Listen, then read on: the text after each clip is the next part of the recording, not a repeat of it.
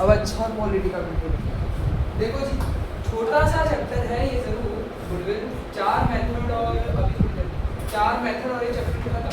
लेकिन चैप्टर का इंपॉर्टेंस इतना ज़्यादा है ना कि तुमको बता नहीं सकता।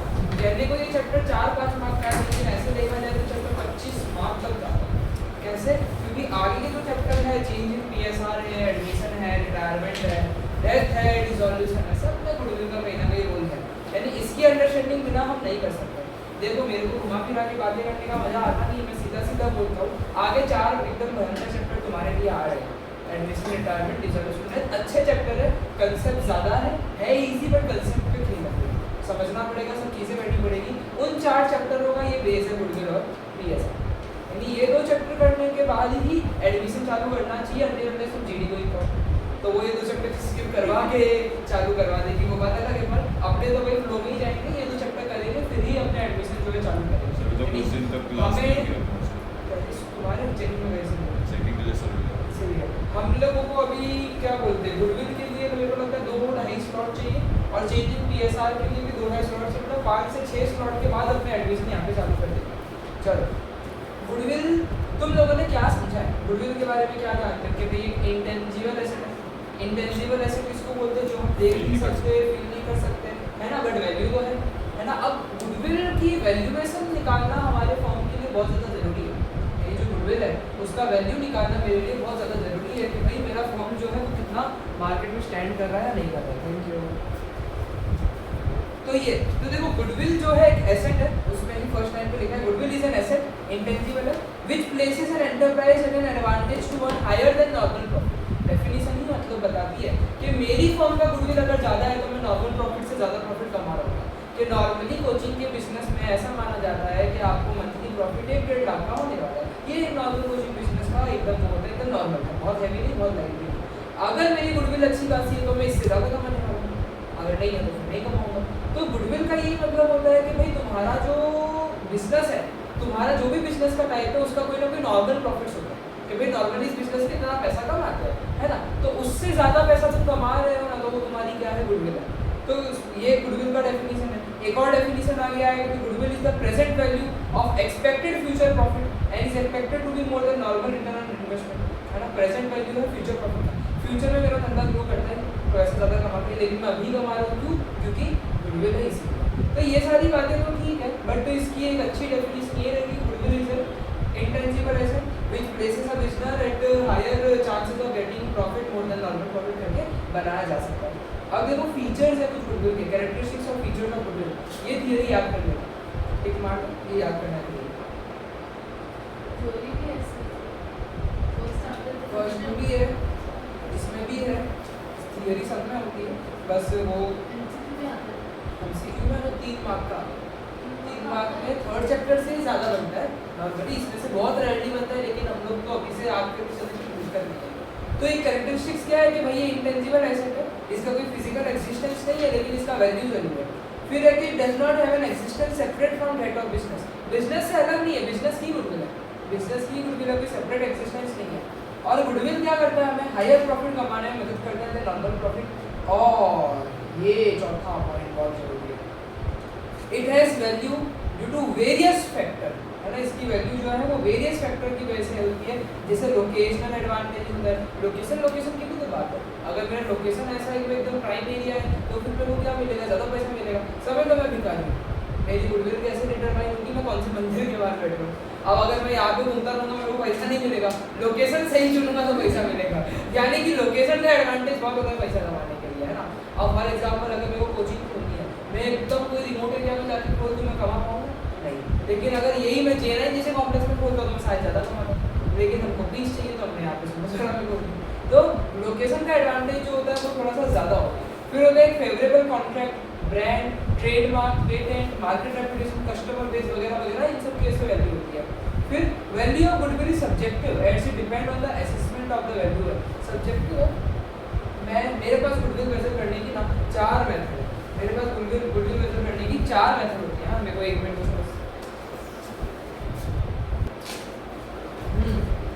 तो हम लोग जो चौथा पॉइंट पढ़ा, पांचवा देखा भाई सब्जेक्टिव है, it depends on the assessment of the value है। इसका मतलब क्या होगा ना कि हमारे में ना 4 मेथड हम लोगों के इस सिलेबस में, मतलब 12th कैसे लगा सकते गुडविल को मेजर करने की। ऐसी और भी बहुत सारी मेथड तो डिपेंड करता है, क्योंकि इसमें प्रॉब्लम क्या है, हर मेथड में अलग आंसर आता है। यानी पहले मेथड में अलग, दूसरे मेथड में शायद सेम या अलग, तीसरे में एकदम ही अलग, चौथे में एकदम ही अलग आंसर आता है। यानी हर मेथड में आंसर अलग आता है। तो सब्जेक्टिव है, यानी आप किस मेथड से सॉल्व कर रहे हो ना उस पर डिपेंड करता है। तो फिक्स नहीं है। सब्जेक्टिव का मतलब होता है कि डिपेंड्स ऑन द एसेसर, मतलब जो वैल्यू मेजर कर रहा है उसके ऊपर डिपेंड करता है।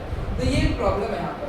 और in the context of partnership it is the value of share of profit sacrifice by the sacrificing partner.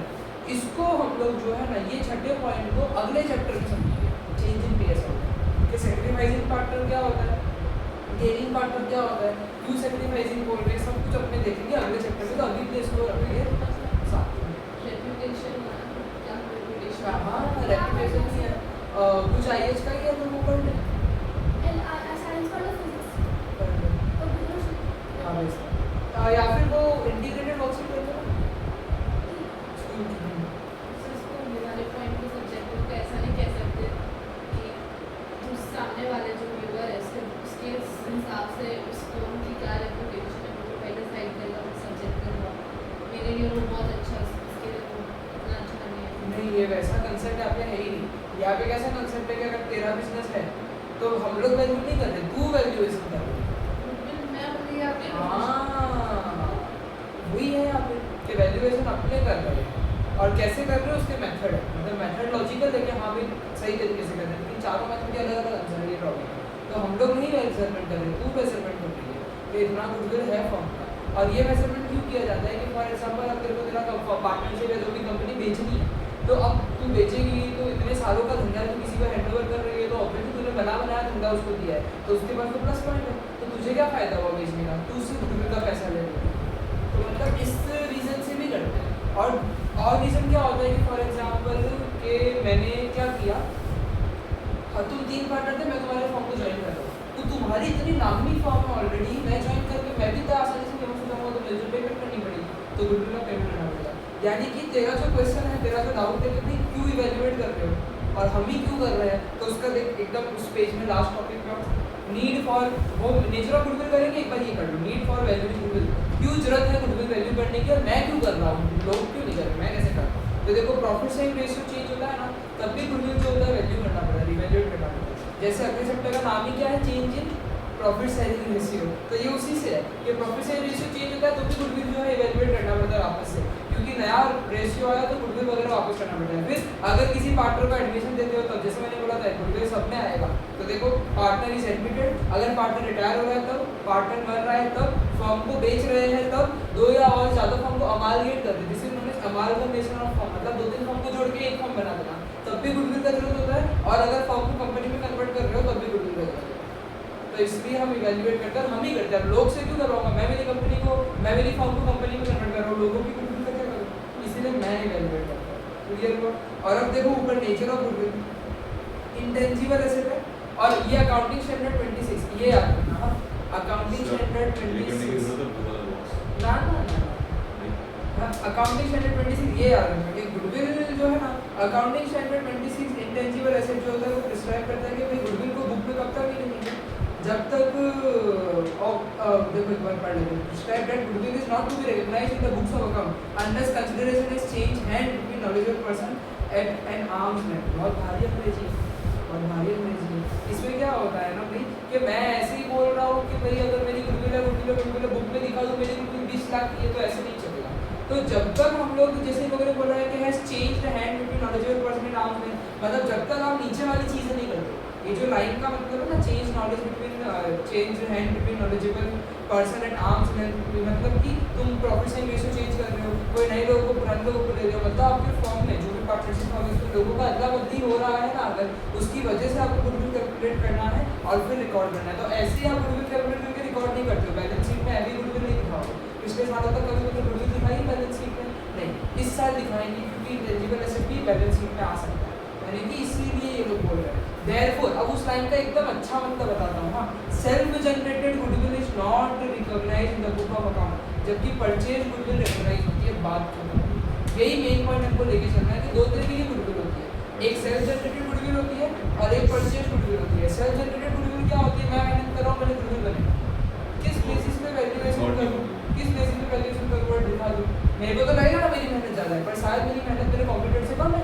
तो यानी ये जो सेल्फ जनरेटेड गुडविल है जो मैंने खुद के दम पे बनाई है, उसको तुम बुक में नहीं दिखाते हो, तुम सिर्फ परचेज गुडविल दिखा सकते हो। बोलोगे सर परचेज गुडविल यानी मैंने किसी का वो फ्रेंचाइजी लेके मेरा बिजनेस चालू कर दिया, है ना, किसी का फ्रेंचाइजी ले लिया, समझ लो कि भाई ये मैंने धंधा चालू करना है वो खाने पीने का, मैकडी वालों की फ्रेंचाइजी लेके मैंने चालू कर दी, बर्गर किंग की फ्रेंचाइजी लेके मैंने धंधा चालू कर दिया।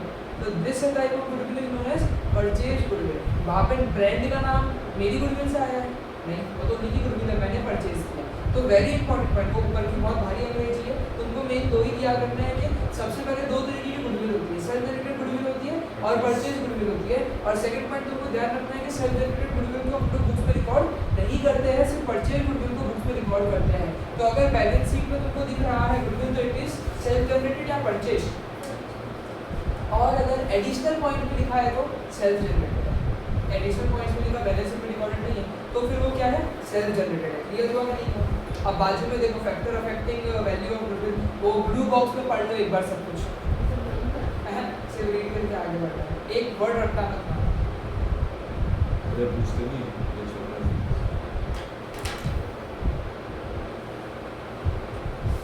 अच्छा मैनेजमेंट करूँगा, अच्छी गुडविल होगी, लोकेशन अच्छी, गुडविल बनेगी, अच्छे कॉन्टेंट मिल रहे हैं, सेल के परचेज के लॉन्ग टर्म गुड के हिसाब से तो भी गुडविल अच्छी है, बिजनेस लंबे समय से चल रहा है अच्छी है, पेटेंट भी नॉर्मली गुडविल बढ़ाता है, सप्लाई अच्छी खासी कर पा रहे हो तो ठीक है, क्वालिटी अच्छी होनी चाहिए, मार्केट सिचुएशन के हिसाब से गुडविल होती है, बिजनेस रिस्क जो है अगर कम है तो भी बिजनेस का वैल्यू और गुडविल हायर है, बिजनेस के नेचर पर डिपेंड करता है, पास्ट परफॉर्मेंस पर, other factors such as customer satisfaction, after sale service, good labour relation, फलाना लिखना ना बिल्कुल रटना मत। और ये 6 पॉइंट कैसा 6.1 एक्सेस टू सप्लाई, अगर मैं सप्लाई कर पा रहा हूँ इसीलिए तो गुडविल अच्छी बनेगी, सप्लाई नहीं कर पा रहा हूँ, मार्केट में सामान नहीं बेच पा रहा हूँ तो गुडविल अच्छी नहीं बनेगी। क्लियर हुआ कि नहीं?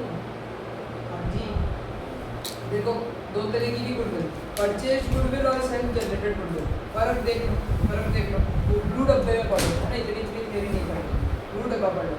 परचेज गुडविल यानी goodwill for which consideration is paid, franchisee खरीदने के लिए तुम लोगों को कुछ तो पेमेंट करनी पड़ेगी, तो उसको उसकी गुडविल का पैसा दे दो क्योंकि उसके नाम से तुम तुम्हारा धंधा चला रहे हो, तो कंसिडरेशन पे कर रहे हो तो इट इज परचेज गुडविल, और ये जो है बुक्स में लिखी जाती है। सेल्फ जनरेटेड गुडविल के लिए कोई कंसिडरेशन पे नहीं की है, ठीक है ना?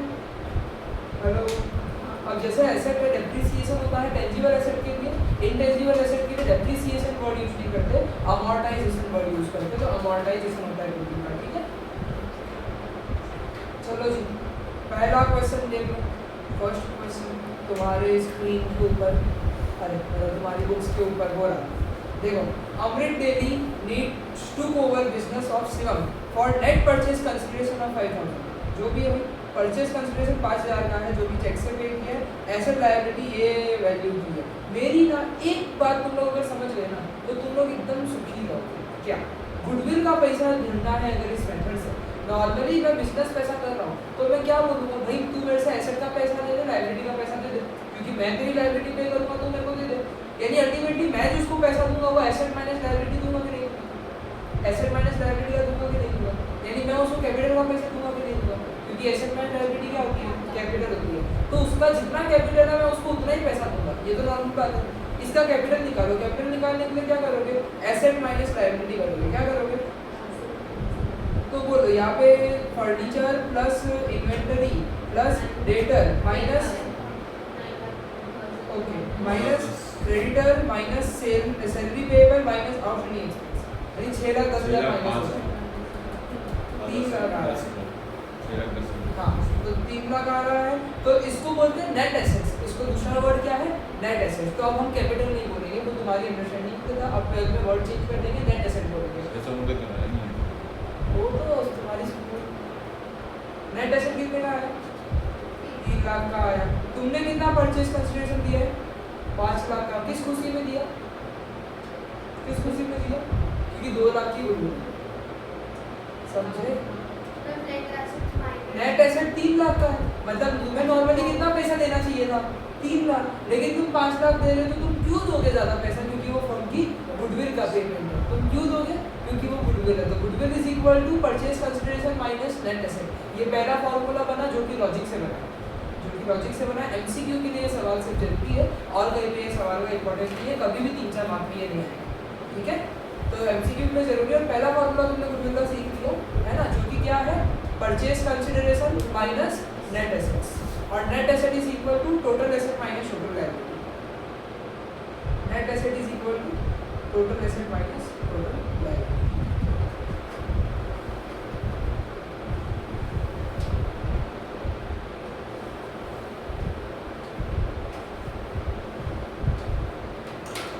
क्लियर हो गया इतना?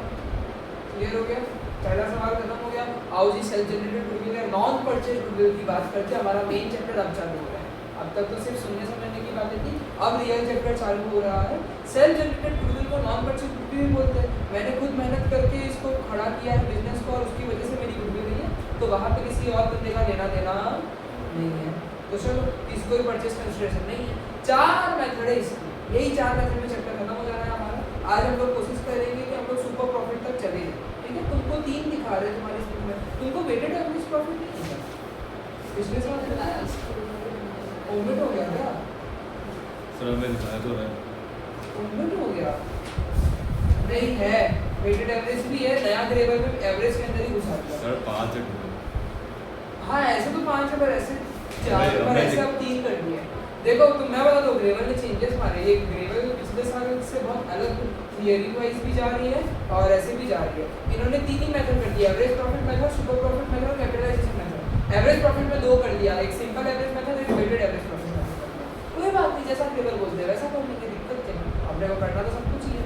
आओ जी, इतनी अंग्रेजी मेरे मुझसे तो नहीं पढ़ी जाती। एनसीईआरटी ग्रेवल क्यों फॉलो करती है? हम लोग ग्रेवल क्यों पढ़ रहे हैं? क्योंकि एनसीईआरटी से कुछ भी नहीं आता है। और मैं एक अच्छी खबर नहीं है ये, पर जैसे चैप्टर 1 तुमने पढ़ा ना, जितना ग्रेवल का पढ़ा ना बोर्ड में एकदम वैसा नहीं आता, थोड़ा अलग आता है। पर this is the base, this is the base. Concept वही है, पर थोड़ा बहुत एक होता है ना कंसेप्ट भी, लेकिन सवाल ट्विस्ट करके दे देते ज़्यादा। तो मतलब घबराओ मत, मैं सब कुछ करवा के भेज दूँगा। एक भी मेरे बाहर का सवाल नहीं आएगा, इस साल भी नहीं आएगा अकाउंट में, पिछले बार भी नहीं आएगा, तुमको नहीं टेंशन करो। बट ये है कि ये सिर्फ कंसेप्चुअल किताब है, ये सिर्फ कंसेप्ट सिखाती है। बहुत सारे स्कूल जो होती है वो एनसीईआरटी करवाती है, एनसीईआरटी वैसे ही क्वेश्चन करवाती है, सब करवाती है सूरत में। थोड़ा अच्छा देते क्यों टाइम पास, ऐसे तो ये उसका फॉर्मेलिटी, फॉर्मेलिटी। अब देखो जी, अब देखो मैं ना तुम्हारे साथ 3-4 बातें करता हूँ। एवरेज प्रॉफिट मेथड कब बोलते हैं? एवरेज प्रॉफिट, देखो अगर मेरा बिजनेस बहुत अच्छा खासा प्रॉफिट कमा रहा है तो मेरे बिजनेस की गुडविल बहुत अच्छी है, और अगर मेरा बिजनेस अच्छा खासा प्रॉफिट नहीं कमा पा रहा है तो शायद मेरे बिजनेस की गुडविल अच्छी नहीं है। तो गुडविल वैल्यूएट करने का, गुडविल का वैल्यू निकालने का सबसे पहला और सबसे अच्छा तरीका होता है कि भाई साहब आप आपके प्रॉफिट से गुडविल निकाल लो, आपके प्रॉफिट से गुडविल निकाल लो। कि आप अच्छा प्रॉफिट कमा रहे हो तो आपकी गुडविल ज़्यादा है, अगर आप कम प्रॉफिट कमा रहे हो तो आपकी गुडविल क्या है, यानी आपको आपके प्रॉफिट से क्या करना है, गुडविल निकालना है। तो एवरेज प्रॉफिट मेथड बोलता है कि आप ना क्या करो, एवरेज निकाल लो आपके जितने भी साल हैं, जैसे कि पिछले 5 साल के प्रॉफिट के बेसिस पर आप गुडविल निकाल सकते हो। तो पिछले 5 साल का प्रॉफिट का एवरेज निकाल दो, मतलब पिछले 5 साल के प्रॉफिट का सम अपॉन 5 कर दो, तो क्या आ जाएगा, तुम्हारे पास गुडविल आ जाएगी। पिछले 3 साल की गुडविल का निकाल सकते हो, ऐसा कुछ हम लोग कर सकते हैं। अब सिर्फ एवरेज बिजनेस प्रॉफिट से कहानी नहीं चलती, एक और कहानी यहाँ पे होती है छोटी सी, नंबर ऑफ ईयर परचेज का। नंबर ऑफ ईयर परचेज का मतलब होता है कि कितने सालों तक फॉर्म ऐसा सिमिलर प्रॉफिट चला सकता है, यानी अभी फॉर्म जो प्रॉफिट अर्न कर रहा है तो और कितने सालों तक ये प्रॉफिट बिजनेस अर्न कर सकता है, उसको बोलते हैं नंबर ऑफ ईयर परचेज। तो यहाँ पे गुडविल निकालने का फॉर्मूला होता है कि average profit into number of year purchase, average business profit into number of year purchase. क्या नंबर ऑफ ईयर परचेज का कोई फॉर्मूला नहीं, वो सवाल में डायरेक्ट दे देंगे कि नंबर ऑफ परचेज जो ईयर है वो इतने सालों का है, ठीक है, और एवरेज बिजनेस प्रॉफिट तुम लोगों से निकालना। अब यहाँ पे क्या होता है ना, जो तुम एवरेज बिजनेस प्रॉफिट निकाल रहे हो तो उसमें कुछ चीज़ें जो होती है इंक्लूड नहीं करनी। फॉर एग्जांपल अभी पिछले साल मेरे बिजनेस में बहुत ज़्यादा मेरे को प्रॉफिट होता, लेकिन बहुत ज़्यादा प्रॉफिट नहीं हुआ क्योंकि मेरे बिजनेस में आग लग गई थी, तो लॉस ड्यू टू फायर की वजह से मेरा प्रॉफिट कम है। तो एक यहाँ पे तरीका होता है, भाई आप प्रॉफिट ले रहे हो, आपको ये एबनॉर्मल लॉस बोल सकता हूँ मैं इसको, जो नॉर्मली नहीं होता, एबनॉर्मल लॉस है, आपको क्या इसको सही में कंसिडर करना चाहिए? नहीं, आप गुडविल की बात कर रहे हो, आप मेरे गुडविल की वजह से पूरी करिए, यानी कि जो एबनॉर्मल प्रॉफिट या एबनॉर्मल लॉस होते हैं ना, उसको हम लोग हमारे प्रॉफिट्स में काउंट नहीं करते। यानी अगर पिछले साल में 20,000 का नुकसान मुझे फायर से हुआ ना, तो मेरा अगर पिछले साल का प्रॉफिट 80,000 है ना, मैं उसको 1 लाख ही मानूंगा। मैं उसको कितना मानूंगा? 1 लाख ही मानूंगा। और मेरे कैलकुलेशंस में मैं 1 लाख को नहीं चलूंगा। यानी जो भी प्रॉफिट्स का तुम एवरेज निकालते हो ना, उसमें कुछ चीज़ों का ध्यान रखना है। सबसे पहला सबसे important average profit abnormal profit या एब्नॉर्मल लॉस को जो है हम लोगों को कंसिडर नहीं करना है। क्लियर हुआ कि नहीं हुआ? अब देखो, अगर तुम 2.6 पेज नंबर पे यहाँ पे लास्ट में देखते हो ना, तो देखो यहाँ पे प्रॉफिट या लॉस जो है ना, उसमें कुछ चीज़ें हम लोग को ऐड करनी पड़ती है। हमें जो भी प्रॉफिट दिया है, कुछ चीज़ें हमें शायद ऐड करनी पड़ेगी और वो एडेड वैल्यू लेनी पड़ेगी। जैसे कि एब्नॉर्मल लॉस या loss on sale of fixed asset. अब एसेट बेचा, लॉस हुआ, तो उसको कंसिडर करना चाहिए? नहीं। बार बार थोड़ी होता है ऐसा, हर साल होता है क्या? ऐसा नहीं। ये तो एब्नॉर्मल लॉस की तरह है, तो उसको भी कंसिडर नहीं करेंगे। Over valuation of opening stock या under valuation of closing stock, इसकी वजह से प्रॉफिट में थोड़ी कमी आ गई है। अगर ओपनिंग स्टॉक ओवर वैल्यूड रहता है, क्लोजिंग स्टॉक अंडर वैल्यूड रहता है ना, तो उसमें प्रॉफिट्स कम कैलकुलेट होता है। तो ये भी आपको क्या करना पड़ेगा? जितने का ओवर वैल्यूएशन हुआ है ओपनिंग स्टॉक का या अंडर वैल्यूएशन हुआ है क्लोजिंग स्टॉक का, वो आपको जोड़ना पड़ेगा। कुछ नॉन रेकरिंग एक्सपेंस होते हैं जो मेरे फॉर्म में जो होते हैं बार बार नहीं होते, तो हमें उसको भी क्या करना पड़ेगा? जोड़ना पड़ेगा। और capital expenditure, charges, revenue expenditure, ये फर्क समझते हो तुम? कैपिटल एक्सपेंडिचर का, रेवेन्यू एक्सपेंडिचर का। पिछले साल अकाउंट्स में शुरुआती चैप्टरों में तुमने 40 से 50 टर्म्स के मतलब समझे अगर याद हो तो उसमें था कैपिटल एक्सपेंडिचर और रेवेन्यू एक्सपेंडिचर। एक्सपेंडिचर के दो नेचर होते हैं। अगर एक्सपेंडिचर बहुत फ्रीक्वेंट हो रहा है, रेगुलर बेसिस पे होता है, तो उसको रेवेन्यू एक्सपेंडिचर बोलते हैं, जो बिजनेस रिलेटेड भी होता है। और अगर एक्सपेंडिचर बहुत फ्रीक्वेंट नेचर का नहीं है, कभी कभार होता है, तो उसको कैपिटल एक्सपेंडिचर बोलते हैं। तो normally capital expenditure are not included in profits, उसको हम लोग प्रॉफिट में इंक्लूड नहीं करते। पर अगर आपने गलती से किसी कैपिटल एक्सपेंडिचर को रेवेन्यू एक्सपेंडिचर की तरह ऐड जोड़ दिया है ना, तो आपको क्या करना पड़ेगा? वो प्रॉफिट में से ज़्यादा माइनस हो गया। अगर आपने कैपिटल एक्सपेंडिचर को रेवेन्यू एक्सपेंडिचर की तरीके से निकाला, तो आपको उसको क्या करना पड़ेगा? प्लस करना पड़ेगा, क्योंकि ज़्यादा माइनस हो गया। समझे? ये जितनी बातें बोल रहा हूँ एक बार में थोड़ी बोरिंग लग रही होगी, पर ये है बहुत काम, क्योंकि आगे के सारे सवाल इसी के हैं। इसलिए एकदम आराम से जाएंगे, अपने को कोई हड़बड़ी नहीं है, पर एकदम आराम से समझेंगे। क्लियर हुआ ये इतना? ये सारी चीज़ें जुड़ेगी तो अच्छा भाई, फिर तो कुछ घटेगी। अब इन सारी चीज़ों के कारण प्रॉफिट कम हो रहा था तो बढ़ा दिया। अब ऐसी भी तो कुछ गलतियाँ हो सकती है जिसके कारण प्रॉफिट ज़्यादा दिख रहा है, तो उसको भी तो कम करना पड़ेगा ना। जबरदस्ती ज़्यादा प्रॉफिट दिखा के थोड़ी मैं ऐसे कर सकता हूँ। तो क्या क्या तरीके हैं, क्या क्या माइनस करते हैं? सबसे पहले एब्नॉर्मल गेन, जैसे अगर loss on sale of asset था, तो profit on sale of asset भी तो हो सकता है कि भाई एसेट को बेचा, प्रॉफिट आ गया मुझे, तो एब्नॉर्मल गेन जो है वो माइनस करो। अब over valuation of closing stock और under valuation of opening stock को भी क्या करो? माइनस करो, क्योंकि इसकी वजह से प्रॉफिट बढ़ जाता है, उसको माइनस कर दो। Non recurring income, non business income, management cost जैसे पार्टनर रेम्यूनरेशन, तो ये सारी चीज़ें। और फिर any future expense like insurance premium, ये सारी चीज़ें भी माइनस कर दो भाई, ये सब नहीं चलता। ठीक है ना? मैनेजमेंट कॉस्ट अगर माइनस नहीं किया है तो करना पड़ेगा, ऐसा बोलते माइनस मतलब वो तो ऑलरेडी बिजनेस के लिए एक्सपेंस है। हाँ, तो उसके तो माइनस करना पड़ेगा। नहीं, उन्होंने लिखा if it is not deducted, अगर माइनस नहीं हुआ तो कट। जैसे वो अप्रोप्रिएशन माइनस नहीं हुआ तो करके फिर कट। क्लियर हुआ इतना? एक बार ये बस क्या जुड़ेगा क्या घटेगा, सिर्फ एक बार ये काउंट करना, एक बार ये रीड करना बहुत जरूरी है।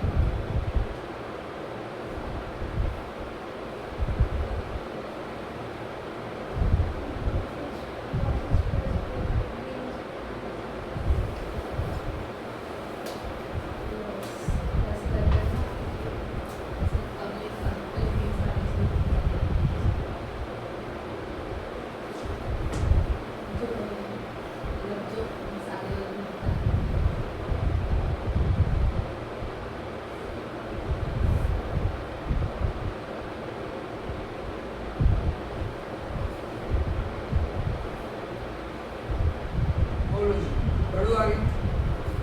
अगर एक क्वेश्चन से समझ गए ना इलस्ट्रेशन को, पहला सवाल से अगर एक बार में समझ गए ना तो हो गई मेथड का काम। याद है हरी एंड कृष्णन का क्या नाम है? ड्राइंग्स तो पहले से ही वो प्रॉफिट में थोड़ी आती है, तो ऐसा वैसा तो सब बोला था कैपिटल में सब प्रॉफिट में, हाँ प्रॉफिट में नहीं आती है। जैसे आईओडी वगैरह तो सब कर देंगे, पर ड्राइंग्स नहीं करते। Hari and Krishnan were partners having profit and losses in the ratio 2:1. They admitted Shyam as a partner for 1/5 share in the profits. For this purpose, the goodwill of firm was to be valued. देखो purpose and भी देने पे valuation करनी पड़ती है goodwill की, याद करो अभी नीड फॉर वैल्यूएशन पढ़ा, राइट। तो इन्होंने एडमिशन दिया उस नए बंदे को, पार्टनर को, जिसकी वजह से गुडविल कैलकुलेट करनी है on the basis of 3 year purchase of last 5 year average profit. 3 year purchase of last 5 year average profit, मतलब कि यहाँ पे जो नंबर ऑफ ईयर परचेज है वो कितना है 3, और एवरेज प्रॉफिट कितने सालों का निकालना है 5 साल का निकालना है। सब कुछ सामने से ही बोलते हैं हम लोग, और लास्ट 5 साल के प्रॉफिट जो है इनको दिया हुआ है। वो जो ब्रैकेट है उसका मतलब क्या है, नेगेटिव लॉस, नेगेटिव है। आगे बोला है calculate goodwill of the firm after adjusting the following, adjust करना, profit of 2014-15 was calculated after charging 10,000 for abnormal loss of goodwill 5। abnormal loss consider करते हैं क्या, तो माइनस हुआ होगा जबरदस्ती कि उसको प्लस करना पड़ेगा कि नहीं करना पड़ेगा, तो उसको प्लस कर दो, क्या कर दो प्लस कर दो, किसमें सब में क्या, नहीं सिर्फ 2014-15 में। 2014-15 में टेबल देखो पीछे कितना प्रॉफिट आ रहा है 40,000 का आ रहा है, तो कितना जोड़ देना 10,000 जोड़ देना है, यानी कितना कंसीडर करूँगा 25,000। आंसर देखो ये कैसा टेबल बना देगा, ईयर लिख देने का, एडजस्टमेंट इन प्रॉफिट लिख देने का, और फिर जो भी है नॉर्मल बिजनेस प्रॉफिट, क्योंकि एबनॉर्मल लॉस ऐड हो गया अभी हमने पढ़ा 10,000 सही की क्योंकि वहाँ पे सवाल में लिखा है 10,000 चार्ज हुआ एबनॉर्मल लॉस। ऊपर देख ऊपर, तो सही पेज पे नहीं, हाँ उस पे देख। प्रॉफिट ऑफ 2014-15 मिला was calculated after charging 10,000 for abnormal loss, तो 10,000 ही बोला, ज़्यादा बोलते ज़्यादा करना। तो अब मेरे पास नॉर्मल बिजनेस प्रॉफिट आए कितने 50, 50, 75 माइनस 25, 50, सबको प्लस कर दो, पहले पॉजिटिव वाले को प्लस कर दो, 50, 50, 75, 50 कितना होता है 2,25,000, उसमें से 25,000 माइनस कर दो, कितना हो गया 2 लाख हो गया। It is total business profit upon 5 कर दो, तो एवरेज बिजनेस प्रॉफिट आ जाएगा। गुडविल का फॉर्मूला क्या है, average business profit into number of year purchase, तो 40,000 इनटू 3 कर दो, कितना आ जाएगा 1,20,000। ऊपर पीछे पर क्वेश्चन पर पीछे, और सेकंड लाइन से पढ़ना, तो for this purpose the goodwill of the firm was to be valued on the basis of 3 year purchase of last 5 year profit। 3 year purchase मतलब नंबर ऑफ ईयर परचेज कितना हो जाएगा 3, और एवरेज कितने सालों का लेना है, समझे सब वहाँ पे ही है, क्लियर हुआ। लिख के कराओ, ये पूरा चैप्टर मैंने 2 साल में बिना लिखे लगाया, नहीं अभी 3 गड़ा करके मैं सारा तारा ज़ारा, ज़ारा के कपड़े महंगे होते हैं हर बंद हो गया। हाँ ज़ारा बंद हो गया, क्यों बंद हुआ, क्यों बंद हुआ, सेल लगी थी आपने के 70% तक,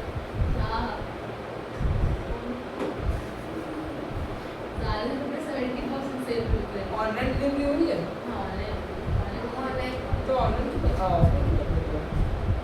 अरे सर वो शिफ्ट कर रहे हैं सूरत से, इसके लिए सही चलो सारा तारा ज़ारा तो तुमके पढ़ने का।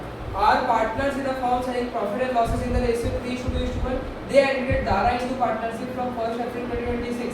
नाम जोरदार आता है है ना, अच्छा दारा है एक ही जगह, यूँ नहीं है वरना गलत हो जाता। फिर from 1st April 2026 for 1/4 sale in the profits। For this purpose, goodwill is to be valued at twice the annual profit of the previous 3 or 4 year whichever is higher। twice the average profit है ना, कोई formula लगाने नहीं बोल रहे कि goodwill निकाल रहा है ट्वाइस द एवरेज प्रॉफिट का, मतलब जो भी एवरेज प्रॉफिट आएगा उसका डबल कर देना, वही आपकी क्या हो जाएगी गुडविल हो जाएगी। बट ऑफ लास्ट 3 ईयर या तो 4 ईयर जो भी हायर हो, मतलब पिछले 3 साल का एवरेज प्रॉफिट अगर ज़्यादा आ रहा है तो उसको कंसीडर कर लो, और अगर पिछले 4 साल का एवरेज प्रॉफिट ज़्यादा आ रहा है तो उसको कंसीडर कर लो। तो तुमको 2 बार एवरेज प्रॉफिट निकालना पड़ेगा। देखो तुमको दिया हुआ है ईयर एंडेड 2026, 25, 24, 23 है ना, और कोई एडजस्टमेंट नहीं, बहुत अच्छी बात है। जब 3 साल का एवरेज निकाल रहा हूँ तो बोलो कौन से प्रॉफिट करूँगा, 26, 25, 24 को ही लूँगा, 23 को तो नहीं लूँगा, पिछले 3 साल है, तो यानी उसका जो एवरेज है वो आएगा 48,000 प्लस 30,000 प्लस 31,200 अपॉन में 3, सही है नहीं है। और फिर जब 4 साल का एवरेज प्रॉफिट निकालूंगा तो उसमें सारे वैल्यू ले लूँगा, 48,000 प्लस 30,300 प्लस 31,200 प्लस 42,200 अपॉन में 4 है ना, 3 और 4 फर्क समझना। 3 साल के प्रॉफिट में अपॉन में 3 आएगा, 4 साल के प्रॉफिट पे अपॉन में क्या आएगा 4 आएगा। तो यानी कि ये हुआ। अब दोनों का वैल्यू आ रहा है, एक का आ रहा है 36,500, एक का आ रहा है 37,925। तो कौन सा लेना चाहिए? ज़्यादा वाला, यानी कि 4 साल का एवरेज प्रॉफिट ज़्यादा है। और वैल्यूएशन ऑफ गुडविल तो उसका डबल कर दो 2 टाइम्स, तो उसको इनटू 2 कर दो, आंसर आ जाएगा। इस एवरेज की कैलकुलेशन के लिए तुम टेबल ना बना के नॉर्मली भी करोगे तो भी मार्क्स कटेंगे नहीं, यहाँ पे टेबल का कोई भी जरूरत नहीं है। क्लियर हुआ कि नहीं हुआ? Fourth question, Ramesh purchased Bharat business with effect from 1st April. It was agreed that the firm's goodwill was valued at 2-year purchase. मतलब number of year purchase कितना है? 2. Of average normal profit of the last 3 years. Profit for the last 3 years was this. Calculate the value of firm goodwill. Brackets पढ़ते हैं जरा। बोल रहे हैं कि 1 लाख है 224 का। बोल रहे हैं एबनॉर्मल गेन है 10,000। पता एबनॉर्मल गेन चलता है क्या? नहीं। माइनस कर दो तो इसे 90,000 ही नॉर्मल बिजनेस प्रॉफिट है। हम लोग लेते हैं बिजनेस प्रॉफिट नहीं लेते, हम लोग लेते हैं नॉर्मल बिजनेस प्रॉफिट। तो abnormal gain is not normal because it is abnormal. समझ तो आई क्या होगा? तो यानी कि इसलिए इसको कंसीडर हम करते नहीं है। बंसी का भी कंफ्यूजन करके ऐसी अंग्रेजी घुमाई, समझ तो आया लेकिन यार। फिर 1,10,000 में बोल रहे आफ्टर चार्जिंग एबनॉर्मल लॉस, तो वो माइनस जबरदस्ती हुआ तो इसको क्या कर देना? प्लस कर देना। और 85,000 इंक्लूडिंग प्रॉफिट ऑफ 5,000, तो वो भी इंक्लूड नहीं करना है। फिक्स्ड एसेट का प्रॉफिट जो होता है वो इंक्लूड नहीं करना है, तो वो भी आपको क्या करना पड़ेगा? ये दिखाना पड़ेगा कि कौन सा प्लस है। एक बार प्लस माइनस एडजस्ट करके दिखाना पड़ेगा, जैसे उन्होंने लिखा है वैसे लिख सकते हो।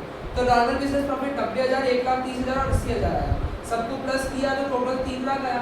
अपॉन 3 कर दो क्योंकि 3 साल है। तो एवरेज नॉर्मल बिजनेस प्रॉफिट कितना आ रहा है? 1 लाख। अब नंबर ऑफ ईयर परचेज ऊपर कितना बढ़ा? 2, तो इनटू 2 कर दो, गुडविल कितनी आ गई? समझ में आया क्या? समझ में आया क्या?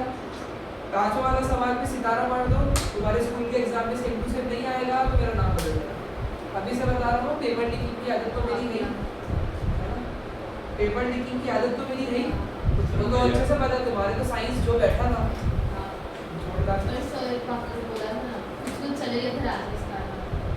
हाँ, बट कितने सारे तो आए थे और मैथ भी पढ़ा था, तो तुमको तो पता ही है भाई। मेरे को तो मजा आता है पेपर लीक करने में। तो ये सवाल तुम्हारे पीएम लीक किया। अब अंकल नहीं आते, अंकल चले गए तुम्हारे बेस्ट तक ही अंकल थे, उसके बाद तो अंकल का जिक्र नहीं होता है। मजा आता तो तुम्हारे में अंकल बोलते थे, बाकी लोग अंकल बोले कौन से अंकल। एक बार ऐसा ही हुआ था, एक पेरेंट आ गए था मेरे पास कि बोले मेरी बच्ची बोल रही थी कि वो कोई अंकल ने बात बताया। मैंने कौन से बच्चे ने आपको बात बताया? कसम से झूठ नहीं बोला। एक बार हुआ था, वो बोले कि मेरी बच्ची को याद है अंकल ने बोला था इसलिए उसको ये पॉइंट याद आ रहा है। 7th 8th की बच्ची है, तो बोले अंकल ने बोला था इसलिए उसको याद है। बोले कौन अंकल है सर? उनको लगा कि मैं पढ़ा रहा हूँ, कोई और अंकल बात बोल रहा है उसको याद आ रही। उन्होंने जाने को याद। हाँ ऑनेस्टली ये पिछले साल हुआ था, पिछले साल ही हुआ था, ज़्यादा नहीं हो गया। पवन नमन बहुत जरूरी सवाल है नहीं भाई। Our partners sharing profit and losses equal. They admit therefore equal share. For this purpose, goodwill is to be valued at 4-year purchase of average profit of last 5 years. तो number of year purchase कितना? 4. और average business profit कितना है? 5 साल का निकालना है। Profit for the last 5 years was इतना। On first year बस यही सबसे जरूरी बात है जिसको चैप्टर में स्टार्ट करना है। On 1st April 2025, 5 cycles costing 20,000 were purchased and were wrongly debited to travelling expense. 5 cycle खरीदी, it is capital expenditure. What we did, capital expenditure को revenue expenditure में डाल दिया, यानी travelling expense में डाल दिया। तो depreciation भी चार्ज किया भाई 25% पर annum, देख रहे हो 25% पर annum depreciation चार्ज हुआ है। तो मेरी बात समझो, ये जो 20,000 हमने ट्रैवलिंग एक्सपेंस में लिख दिया तो मैंने ज़्यादा माइनस कर दिया। माइनस होना चाहिए था 20,000, नहीं होना चाहिए, लेकिन वो माइनस हो गया। तो उसको तुम लोग क्या कर दो? प्लस कर दो। पर जो उस पर 25% डेप्रिसिएशन लगा दिया मैंने, मतलब 5,000 रुपये, वो जबरदस्ती के लिए क्या कर दिया मैंने? माइनस कर दिया। उसको भी क्या कर दो? प्लस कर दो, क्योंकि एक तो ट्रैवलिंग एक्सपेंस था नहीं। रुको हाँ 5 साइकिल नहीं, एक बोलने में गलती हुआ। 5 साइकिल 20,000 के परचेज किया, ट्रैवलिंग एक्सपेंस में डाल दिया तो 20,000 ही जोड़ दिया। डेप्रिसिएशन तो चार्ज ही नहीं हुआ ना, क्योंकि ट्रैवलिंग एक्सपेंस में डाल दिया, एसेट में थोड़ी डाल दिया। तो वर्स टू बी चार्ज यानी कि 25% 5000 माइनस करना पड़ेगा। तो 20,000 रुपये जोड़ा और डेप्रिसिएशन जो कि माइनस होना चाहिए था वो माइनस नहीं हुआ है ना, क्योंकि एसेट में गया ही नहीं है। तो अब एसेट में डाल रहा हूँ तो माइनस भी करना पड़ेगा, तो 25% माइनस करना पड़ेगा। समझ रहे हैं ना? तभी से बहुत जरूरी पॉइंट है। मतलब टोटल 1 लाख का साइकिल नहीं, 5 साइकिल कॉस्टिंग 20,000, 500 का 20,000 है, ईच का लिखा है, ईच का लिखा है। 500 का टोटल 20,000 है, मतलब 4,000 की होगी, जो कि यानी कि 20,000 रुपये तो मुझे क्या करना पड़ेंगे, जोड़ने पड़ेंगे, और 5,000 रुपये क्या करने पड़ेंगे, माइनस करने पड़ेंगे। तो नेट चेंज क्या हुआ, 15,000 रुपये मुझे क्या करने पड़े, जोड़ने पड़ेंगे। तो 1,20 का लॉस है, 15 जोड़ोगे तो 1,5 का लॉस रहेगा। अच्छा, एक और पॉइंट आगे दिया है सर, 85,000 क्यों दिया लास्ट में? वही बता रहा हूँ, उसी की बात चल रही है, उसी की चल रही है। फिर बोल रहे due to an accident in the factory, देखो अभी तक एडजस्टमेंट खत्म नहीं हुआ। Due to an accident in the factory on 15 October 2025 machine damage हो गई, 20,000 उसके रिपेयर में चले गए। ये रिपेयर वाली चीज़ जो होती है ये हम लोग नहीं काउंट करते, क्योंकि एक्सीडेंट था मशीन का, इसीलिए। तो 20,000 रुपये क्या करो, उसको भी जोड़ दो। तो पहले 15,000 जोड़ने की बात थी और अब 20,000 और जोड़ने की बात। तो टोटल में कितना जोड़ना पड़ेगा मुझे उस साल के लिए, 35,000 रुपये जोड़ना पड़ेगा। -120 में 35,000 जोड़ दो, -85 आएगा। समझे? -120 है 2026 का लॉस, उसमें 35,000 जोड़ दो, तो अब 85,000 का ही लॉस कंसिडर होगा। कितना कंसिडर होगा? क्लियर हुआ? क्लियर हुआ? तो देखो कैलकुलेशन में देखो ज़्यादा समझ आ जाएगा। 30, 70, 1, 40 और 85,000 माइनस करके 255 आया। 255 को अपॉन 5 कर दो, 51,000 पे normal business profit. Number of year purchase 4 है तो इंटू 4 कर दो, बोल दो क्लियर हुआ कि नहीं? 15 ठीक है, क्लियर हुआ?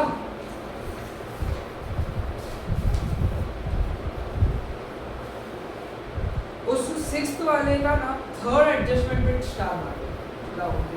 ये मेरे पास ही रखते हैं, जो 6th वाला है ना उसमें 3rd एडजस्टमेंट पे चांद सितारे लगा दो। ऐसा एडजस्टमेंट नींद से उठा के पूछना तो भी तुम लोगों को आ जाना चाहिए। नींद से उठा के पूछ, पिछले साल ऐसा ही था। अगर मैंने बोला कि भाई व्हीकल वाला एडजस्टमेंट है 45,000 माइनस करना है, बच्चे मुझे बोल रहे थे, क्योंकि इतना इंपॉर्टेंट एडजस्टमेंट है, बहुत बार स्कूल में भी आया है, आता भी है। तो देखो पढ़ो, बहुत जरूरी है। Lavit and Lalit are partners having profit equally, they एडिटेड लव। एक बहुत अच्छा दोस्त था मेरा ना, लव वो था, मतलब अपनी उसका मैं शायद तुम लोगों को बताया भी होगा, वो डांग में डूब गया, बहुत अच्छा दोस्त था। तो they entered love into partnership for equals है। Goodwill was agreed to be valued at 2-year purchase of average profit of last 4 year। और देखो नॉर्मल बिजनेस प्रॉफिट में 55,000 वाले पे लॉस लिखा है, 55,000 वाले पे क्या लिखा है, लॉस लिखा है, और बहुत सारे एडजस्टमेंट है। Firm had profit on sale of building of 10,000 during the year ended 31st March 2023। बोलो 10,000 रुपये का एब्नॉर्मल गेन है, तो 2023 में वो 10,000 रुपये माइनस कर दूंगा, मतलब 60,000 कंसीडर करूंगा उस वाले को, है ना। साथ साथ में एडजस्टमेंट टेबल भी देखते रहना नीचे। फिर बोल रहे form incurred loss on sale of computer of 20,000 during the year ended 31st March 2024। Abnormal loss हुआ है 20,000 का, तो उसको जोड़ दो, मतलब 2024 वाले में 1 लाख पे वो जोड़ दो, ठीक है। अब जो पॉइंट है वो बहुत ज़्यादा जरूरी है, टाइम क्या होगा, 40। तो आखिरी सवाल है। अब लास्ट वाला पॉइंट हमें जरूरी है। Repairs to car of 50,000, this was repaired to car, हाँ, repairs to car of 50,000 was wrongly debited to vehicles account on 1st June 2024। Repair का पैसा व्हीकल अकाउंट में डाल दिया। यहाँ पे पता है क्या किया, रेवेन्यू एक्सपेंडिचर को कैपिटल एक्सपेंडिचर में डाल दिया। जो 50,000 का रिपेयर माइनस होना चाहिए था वो माइनस हुआ ही नहीं, क्योंकि वो व्हीकल में चला गया, तो वो 25,000 को माइनस करना पड़ेगा। और पर 1st जून पे मैंने ये उसको व्हीकल अकाउंट में डाला है, और डेप्रिसिएशन भी 12% लगा देना स्टेटमेंट में। सब ये लगाने के बाद का डेप्रिसिएशन बस चार्ज ऑन व्हीकल 12%। तो 50,000 का वो व्हीकल जुड़ा है जो जबरदस्ती, उस पे 12% डेप्रिसिएशन कितना होता है, उस पे 12% डेप्रिसिएशन होता है कितना, 6,000। पर वो तो पूरे साल का होगा ना, इधर तो 1st जून है तो 10 ही महीने, 10 ही महीने, तो 6,000 × 10/12 कर दो तो 5,000 रुपये। तो अब मेरी बात सुनो, एक्चुअल में व्हीकल बढ़ा था क्या, नहीं, ये जो जबरदस्ती 5,000 का डेप्रिसिएशन माइनस हुआ, ये माइनस होना चाहिए था क्या, नहीं होना चाहिए। व्हीकल तो एक्चुअल में था ही नहीं, व्हीकल तो एक्चुअल में था ही नहीं, मैंने तो जबरदस्ती के लिए डेप्रिसिएशन को क्या कर दिया, माइनस कर दिया। 50,000 से ज़्यादा हुआ ना डेप्रिसिएशन का काउंट, क्योंकि repair to car was counted in vehicle, मतलब व्हीकल पे काउंट कर लिया, मतलब 50,000 का एसेट और बढ़ा दिया है ना। ये पॉइंट को तो समय देना पड़ेगा, है ना। अच्छा पॉइंट है, कंसेप्चुअल पर इजी है, मतलब वो नहीं है। रिपेयर था कार का रिपेयरिंग था, मैंने कहाँ पे डाल दिया उसको, व्हीकल अकाउंट में डाल दिया। जबरदस्ती के लिए मैंने एसेट बढ़ा दिया कि नहीं बढ़ा दिया, और जो मेरा एक्चुअल खर्चा था 50,000 का, वो तो माइनस हुआ ही नहीं। तो रिपेयरिंग मुझे क्या करनी चाहिए, माइनस करनी चाहिए 50,000। इस पे इस साल का डेप्रिसिएशन 5,000 कैसा है वो तो तुम समझ लो। अब मैंने अगर जबरदस्ती 50,000 का व्हीकल में डाल दिया है, तो मैंने तो 5,000 का डेप्रिसिएशन भी माइनस कर दिया होगा। पर क्या ये 5,000 का डेप्रिसिएशन माइनस होना चाहिए था, क्योंकि एक्चुअल में तो वो व्हीकल एग्जिस्ट ही नहीं करता है।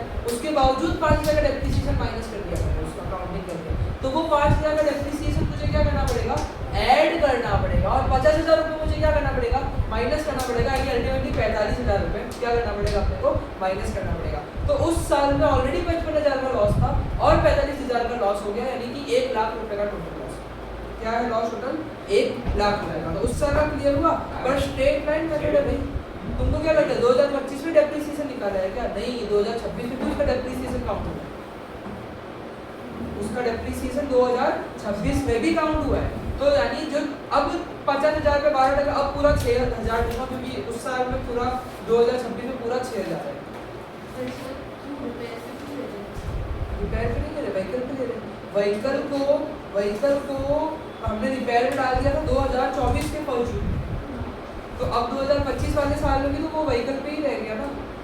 ये तो आज मैं 2026 में गुडविल वैल्यूएट कर रहा हूँ, तो ये सारी गलतियाँ मुझे पता चली, ये आज 2026 को गलती पता चली है। पहले तो माइनस कर दिया, फिर तो खत्म हो जाता। माइनस नहीं किया, डेप्रिसिएशन ऐड किया। डेप्रिसिएशन ऐड किया, पूरा अमाउंट माइनस कर दिया। हाँ, अब क्यों वापस कर रहे हैं, आज गलती पता चली मुझे। हाँ, 2024 में मैंने गलती करा था डेप्रिसिएशन का, 2024 में डेप्रिसिएशन मारा, 2025 वाले फाइनेंशियल ईयर भी मार दिया डेप्रिसिएशन, और मुझे गलती आज पता चली। हाँ, तो उसको सुधारना पड़ेगा। तो अब तो 6,000 का पूरा डेप्रिसिएशन होगा, अब तो पूरे साल का हो गया। वो तो 2024 में तो एक जोड़ उठा दो, फिर इसमें किया। अब 6,000 रुपये क्या कर दूंगा, जोड़ दूंगा, क्योंकि माइनस नहीं होना चाहिए था, माइनस नहीं होना चाहिए था, माइनस तो मैंने कर दिया। तो उसको अब क्या करूँगा, जोड़ दूंगा, यानी 6,000 रुपये देखो 2026 वाले साल में भी जोड़ दूंगा। तो सर अगर हमने 25 में 6 उसके ऊपर से 12% डेप्री किया है, तो जो अमाउंट आएगा straight line method, straight line method, not return down value method, WDV या रिड्यूसिंग बैलेंस मेथड है। फिर भी सर तो 6,000 जो है वो भी तो रिड्यूस वाले उसमें से माइनस होगा ना, पूरे 50,000 थोड़ी ना 50,000 से कम कर रहे हैं, और माइनस भी नहीं कर रहे, प्लस कर रहे हैं। और वो 50,000 का सेटलमेंट मैंने उस साल में कर दिया। अब तो इस साल में सिर्फ डेप्रिसिएशन का लोचा है। वो जो 50,000 का लोचा था वो उस वाले साल का एरर था, वो उस वाले साल के प्रॉफिट में कंसीडर हो गया, अब उसको भूल गया। इस साल के प्रॉफिट में क्या लोचा है, सिर्फ वो वाला डेप्रिसिएशन लगा के बैठा हुआ है। वो वाला तो सही मैंने उसी साल में कर दिया, बट इस साल में 6,000 का डेप्रिसिएशन छोड़ा, 6,000 का वैल्यू में क्या कर दूंगा, जोड़ दूंगा, और मेरे को 1.5 लाख का प्रॉफिट आ जाएगा। अब मुझे लगता है सबको प्लस करके डिवाइड बाई 4 करके नंबर ऑफ ईयर परचेज 2 है, तो मल्टीप्लाई कर दोगे तो तुम लोगों को आंसर मिल जाएगा। क्लियर हुआ, बढ़िया पॉइंट था ना। लेकिन